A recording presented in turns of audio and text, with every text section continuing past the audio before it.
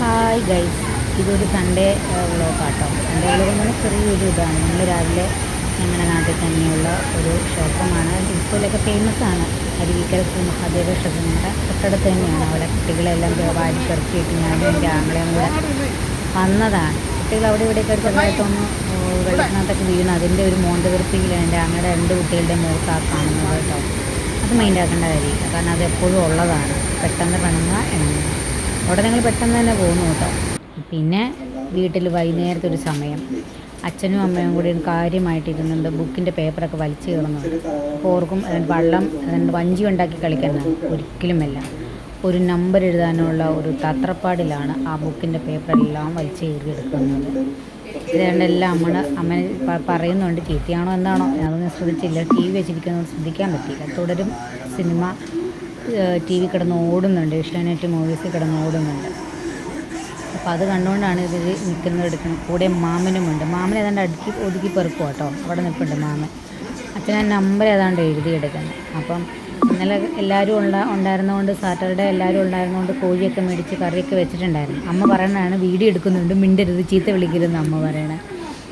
അപ്പോൾ അച്ഛൻ അത് പിള്ളേർ പോയിട്ടുണ്ടാവില്ല എന്ന് വിചാരിച്ച് അച്ഛൻ ഉച്ചയായപ്പോൾ വീണ്ടും ചിക്കനുമായിട്ടാണ് വന്നത്. ആങ്ങളെയും പിള്ളേരും അങ്ങോട്ട് പോയായിരുന്നു.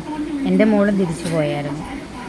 എന്നാൽ പിന്നെ ആ ചിക്കൻ കറി വെക്കാൻ വേറെ കറിയൊന്നും ഇല്ലല്ലോ എന്നും പറഞ്ഞുകൊണ്ട് അമ്മ അതിനുള്ള സാധന സാമഗ്രികൾ അരിഞ്ഞെടുക്കുകയാണ്. ഉള്ളി, സവോള, ഇഞ്ചി, പച്ചമുളക് അങ്ങനെയുള്ള സംഭവങ്ങളൊക്കെ അരിഞ്ഞ് പെറുക്കി എടുക്കുകയാണ്. അപ്പോൾ അതിൻ്റെ ഇടയ്ക്ക് ടി വി കിട്ടും നോക്കുന്നുണ്ട്. മാമൻ അവിടെ നിൽപ്പുണ്ട്. മാമൻ ഏതാണ്ടൊക്കെ അടുക്കി പെറുക്കി വെക്കുന്നതാണ്, എന്താണെന്ന് ഓർക്കുന്നില്ല. അന്നേരമാണ് അച്ഛൻ്റെ പേഴ്സൊക്കെ തുറന്ന് നോക്കണം. കണ്ടപ്പോൾ എനിക്കൊരു കൗതുകം. ആ പേഴ്സിനകത്ത് എന്താ ഇരിക്കണേന്ന് അറിയാൻ വേണ്ടി ചുമ്മാ പറഞ്ഞ പേഴ്സ് ഒന്ന് കാണിച്ച് രൂപ അടിച്ചു മാറ്റാനാന്ന് പറഞ്ഞു. അപ്പോൾ ഒന്ന് എടുത്തോളാൻ പറഞ്ഞു. അച്ഛൻ പേഴ്സിനകത്ത് പൈസ വെക്കില്ല കേട്ടോ. അച്ഛൻ വേറെ സ്ഥലത്ത് ഒളിപ്പിച്ച് വെക്കുള്ളൂ. അപ്പോൾ അച്ഛൻ്റെ പഴയ ഫോട്ടോസ് കേട്ടോ. ബ്ലാക്ക് ആൻഡ് വൈറ്റും കളറും അത്യാവശ്യം പഴയതാണ്. അത് കണ്ടപ്പോൾ ഞാൻ പറഞ്ഞു, അച്ഛൻ്റെ ബ്ലാക്ക് ആൻഡ് വൈറ്റ് ഫോട്ടോയും അച്ഛൻ നമ്മൾ യാതൊരു ഷേപ്പിലും. അപ്പോൾ ഞങ്ങളുടെ സ്വന്തം അച്ഛൻ ഇന്ത്യയിൽ ഞങ്ങൾ കണ്ടുപിടിക്കുമെന്നൊക്കെ പറഞ്ഞു. ഇത് ഞാനും എൻ്റെ ആങ്ങളെയും 10ാം ക്ലാസ്സിൽ ഇതിന് വേണ്ടി എടുത്ത ഫോട്ടോസാട്ടോ. കൂടെ ഞങ്ങളുടെ അച്ഛനാണ്.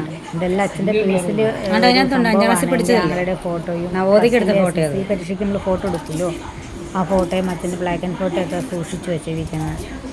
അപ്പോൾ അമ്മ സവോള കണ്ടിച്ചതിൻ്റെ പരിപാടിയിലാണ്. അപ്പോൾ ചിക്കന് കുറച്ചെടുത്ത് എടുത്തിട്ടിട്ട് അമ്മ കഴുകി വാരി കുറച്ച് വയ്ക്കാം, ബാക്കി നാളെ വയ്ക്കാം. നമ്മൾ 3-4 പേര് മാത്രമേ ഉള്ളൂ. മാമൻ അധികം ഭക്ഷണം കഴിക്കില്ല, ഞാനധികം കഴിക്കില്ല, അച്ഛനൊട്ടും കഴിക്കാൻ പറ്റില്ല.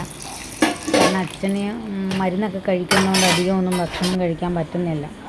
അപ്പോൾ അച്ഛന് വിശക്കുന്നുണ്ടെന്ന് പറഞ്ഞു. അച്ഛന് ഭക്ഷണം കുറവായി കഴിക്കുന്നതുകൊണ്ട് വിശപ്പ് വന്നതുകൊണ്ട് അമ്മ ഇച്ചിരി നേരം ഇരിക്കാമെങ്കിൽ ഞാൻ പെട്ടെന്ന് ചിക്കനാക്കി തരാമെന്ന് പറഞ്ഞു. അച്ഛൻ അത്രയും നേരം ക്ഷമിക്കാനുള്ള കഴിവില്ലാത്തതുകൊണ്ട് തലേ ദിവസത്തെ ചിക്കൻ കറിയുടെ ചട്ടി വടിച്ച് 2 ബ്രെഡ് കഴിക്കാനുള്ള തത്രപ്പാടിലാണ്.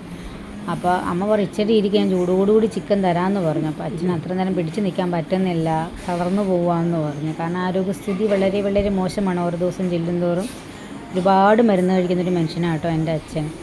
Sugar, pressure, cholesterol, heart, sodium, പിന്നെ കിഡ്നിയിലെ പ്രോബ്ലത്തിനുള്ള മരുന്ന്, അങ്ങനെ കുറേ മരുന്ന് കഴിക്കുന്നൊരു വ്യക്തി കേട്ടോ. അതെല്ലാം ആൻറ്റിബയോട്ടിക് ഒക്കെ ഉൾപ്പെടെ മരുന്നെടുത്ത് ഇടണ കണ്ട നമ്മുടെ ചങ്ക് പൊടി കേട്ടോ, ആ മരുന്നൊക്കെ കഴിക്കണ കണ്ടു കഴിഞ്ഞാൽ.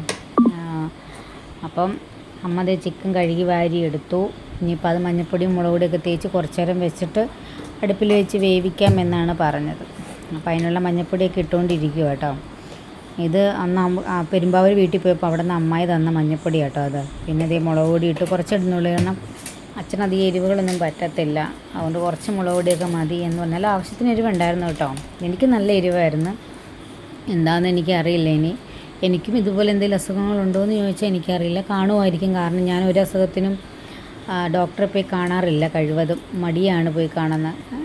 മരിക്കണേ മരിച്ചോട്ടെ എന്നുള്ളൊരു ഇതിൽ നടക്കുന്ന ഒരു വ്യക്തിയാട്ടോ ഞാനും. കാരണം അച്ഛനും അമ്മയും ജീവിച്ചിരിക്കുമ്പം എനിക്കങ്ങ് മരിക്കുവാണെങ്കിൽ എൻ്റെ കൂടെ ഞാൻ മരിച്ചു കിടക്കണ കണ്ട് കരയാൻ ഇവർ 2 പേരും ഉണ്ടാവുള്ളൂ ശരിക്കും. അപ്പം അല്ലെങ്കിൽ ഇവർ 2 പേരും പോയി കഴിഞ്ഞിട്ട് മരിക്കണമെങ്കിൽ ആരും ഉണ്ടാവില്ല കരയാനും. ഒരു പട്ടീനെ കുഴിച്ചിടുന്ന മാതിരി എടുത്ത് കുഴിച്ചിടും, അത്രയേ ഉള്ളൂ.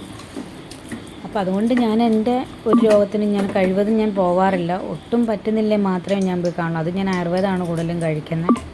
അതൊക്കെ അങ്ങ് മാറ്റി വയ്ക്കാം. നമ്മളിത് ചീനിച്ചട്ടി വെച്ചു, അടുപ്പത്ത് വെച്ചു, ചട്ടി ചൂടായി.